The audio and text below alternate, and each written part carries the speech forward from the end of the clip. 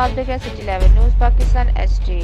जड़ामाला से खबर शामिल करते हैं हमारे ब्यूरो चीफ सिंह हैदर शीर की रिपोर्ट के मुताबिक जड़ामाला director general NADRA Sargodha range और नवीद जान साहबजादा और जोनल इंचार्ज चौधरी कैसे जुल्फकार जगह नादरा ऑफिस जड़ामाला का दौरा।